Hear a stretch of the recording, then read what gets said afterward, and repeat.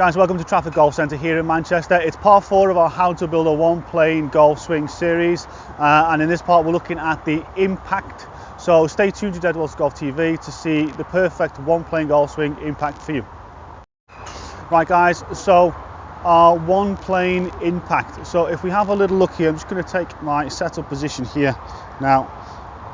So if we look at it from the face-on position here, our one-plane impact, as we're coming down and into our golf ball, what we'll find is that our shoulders are rotating and still rotating as that dominant force all the way through, so that left shoulder's going up there, and then the movement is to get around about sort of 20, maybe 30 degrees open to our target line. So when we see that from this position here, so we've made our backswing, we're down into our impact, our shoulder going up, and you can see from there we're 20 to 30 degrees open to our target line there. And what's happening now is, as the shoulders just go through and past the target line just for a minute, it's at this point here where they get at their most steepest angle. So if I was to put the shaft there, you can see how steep they are with the right shoulder down, left shoulder up. So maintaining the angle all the way through, coming into our impact, open by around about 20 to 30 degrees. And then as we just continue through there, we can see how the right shoulder is at its lowest point, so the shoulders are at their steepest point going forward from there.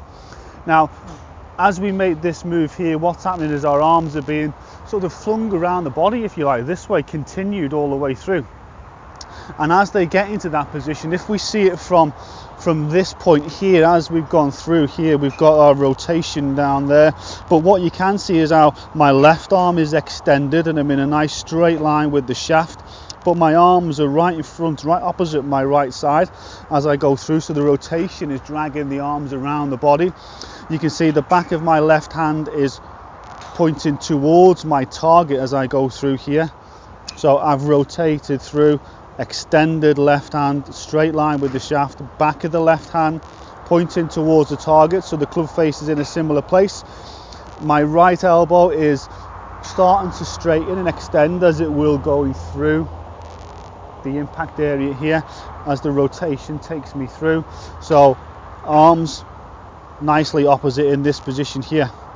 So from here you can also see how much my rotation of the hips has gone there. So they are around about 50 degrees open relative to the target line. So there's around about a difference of maybe 20 degrees between my shoulders and my hips. Something which you can see much better from this position here, that the greater turn of the hips relative to the shoulders, and that is mainly because they don't travel as far. You know, in the backswing they're only 45 degrees, so they've rotated, even though the dominant force is the hips, their rotation is much greater going through.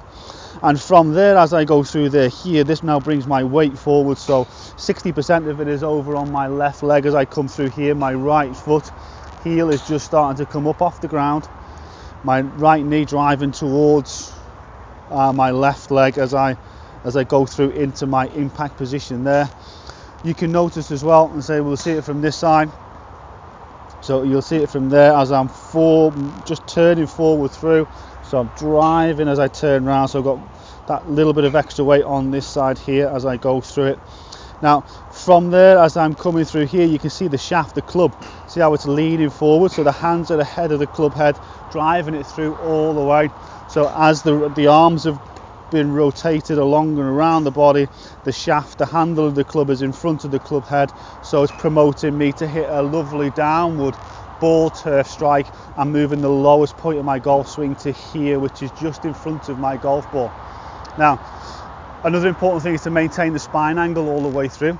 So from this side here, you can see how my spine is tilted maybe 30-35 degrees, and as I continue that all the way through in my backswing and then through my downswing into my impact, my spine angle stays the same in there. So I'm sat in a similar position in terms of the upper body as to what I was at impact, with the exception that my shoulders are driving and turning through really nicely in there. So key points to remember: Our shoulders, dominant force, they are going to be around about 20-30 degrees open relative to the target line. Your arms, the left arm is going to be extended nice and straight into impact. Your right elbow just starting to straighten a little bit, going forward towards the release, with your arms opposite your right side, right in front of your right hip area here. Your hips rotate at least 50 degrees, so there's that 20-degree difference between the amount of rotation between the hips and the shoulders. Your weight 60-40 onto that left leg as you're driving forward. That right heel is moving up off the ground a little bit, going through there. The club is leaning forward, so the hands are in front of the club head, promoting that downward strike, as that and the arms are being flung a little bit more around the body. And your spine angle is to be maintained exactly the same, 30-35 degrees as it was, not just at the start but through the backswing and the downswing as well. Guys, if you haven't seen parts 1, 2 and 3, click on the links so you'll be able to catch those up there. It's important that you watch each video in order so that everything makes sense and the positions that we want to get into all fall into place nicely. Thanks for watching. Give it the thumbs up if you like the video. Subscribe to the channel. There's plenty more videos there for you to watch to help your golf game. You can also follow me on Facebook and on Twitter, and I'll see you guys soon for part 5, which will take us follow through into the finished position. Thanks for watching.